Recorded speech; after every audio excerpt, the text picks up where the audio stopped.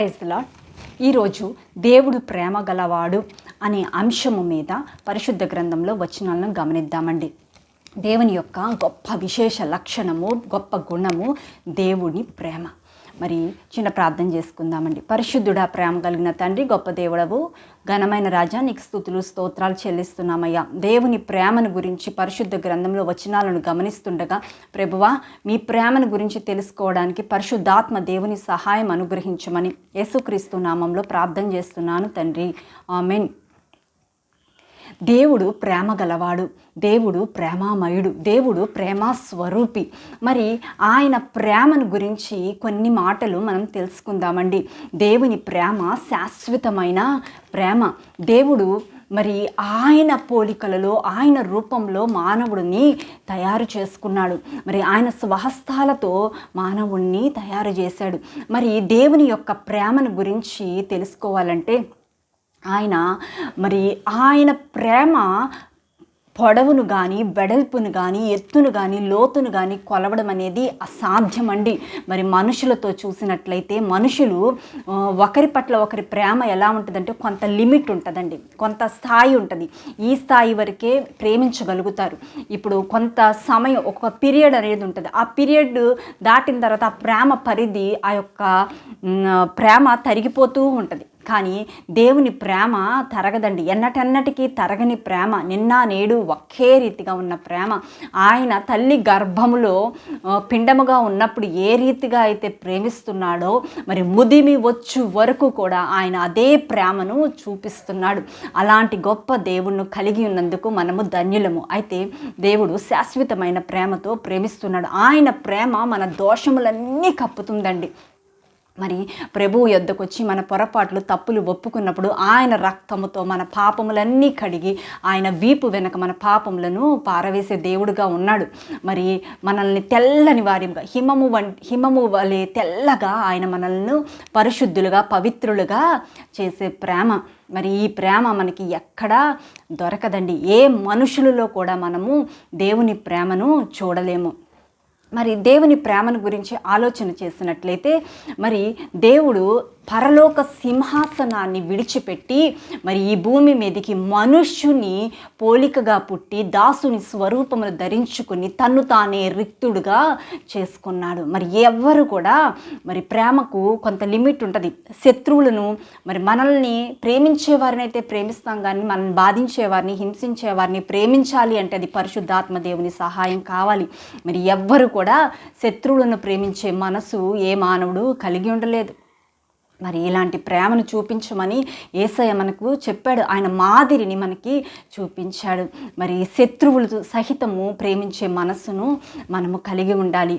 మరి మనుషులు ప్రేమ ఏ రీతిగా ఉంటుంది అంటే, ఇప్పుడు తల్లిదండ్రులను చూసినట్లయితేనండి, బిడ్డలను కొంతవరకు వారు బాధ్యతగా ప్రేమగా పెంచుతారు.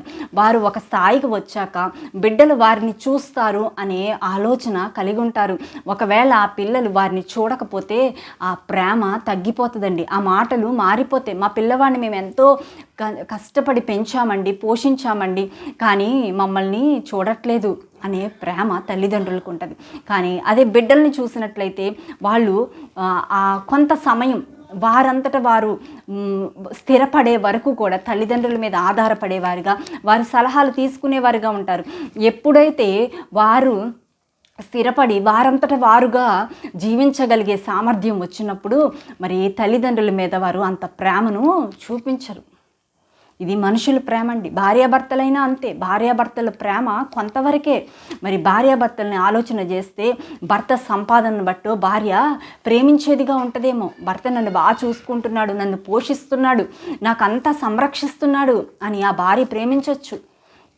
ఒకవేళ ఆ భర్త సంపాదన పరుడు కాకుండా ఒక అనారోగ్యం కనుక తెచ్చుకున్నట్లయితే మరి ఆ యొక్క భార్య ప్రేమ మారిపోవచ్చు.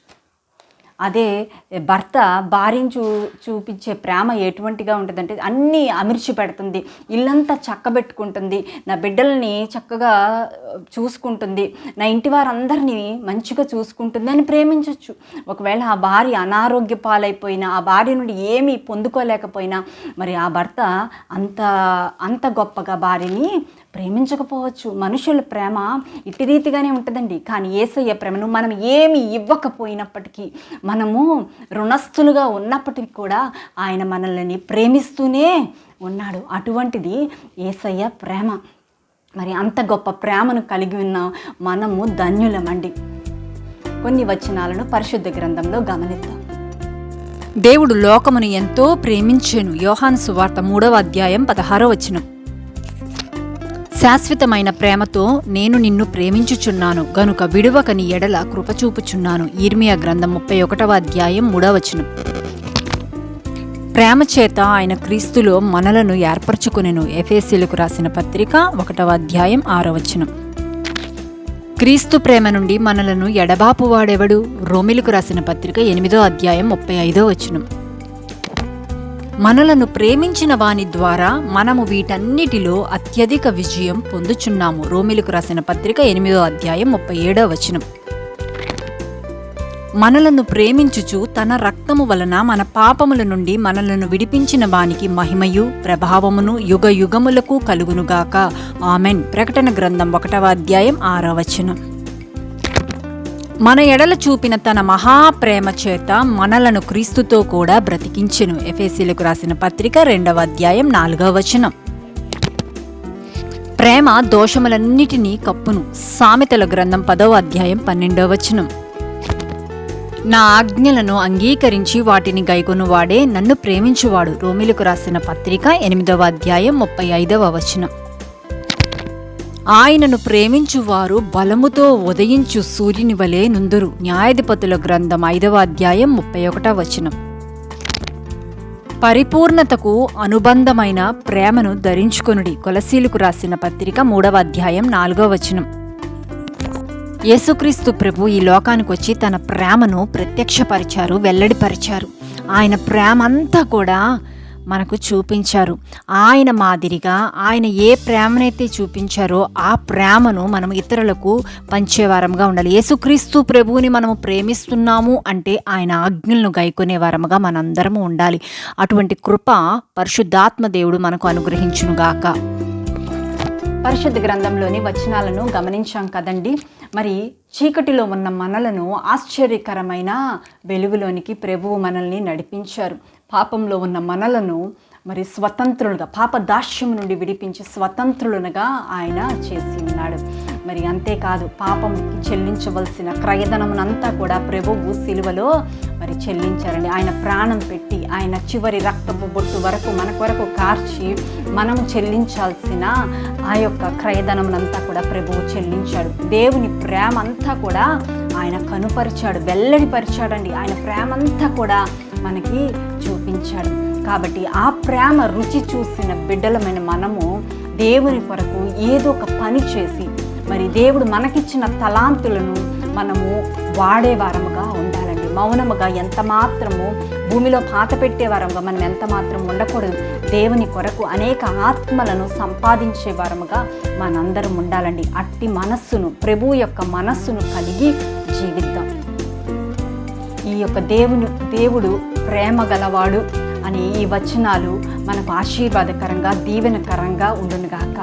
చిన్న ప్రార్థన చేసుకుందామండి. పరిశుద్ధుడా, ప్రేమ కలిగిన తండ్రి, నీ యొక్క ప్రేమను గురించి కొన్ని మాటలతో మేము తెలుసుకుండగా తండ్రి, అయా దేవా, మేము కూడా అట్టి ప్రేమను ఇతరులకు చూపించే వారముగా మమ్మల్ని చెయ్యమని మా ప్రభువు రక్షకుడైన యేసుక్రీస్తు నామంలో ప్రార్థన చేస్తున్నాను తండ్రి. ఆమేన్. ప్రైజ్.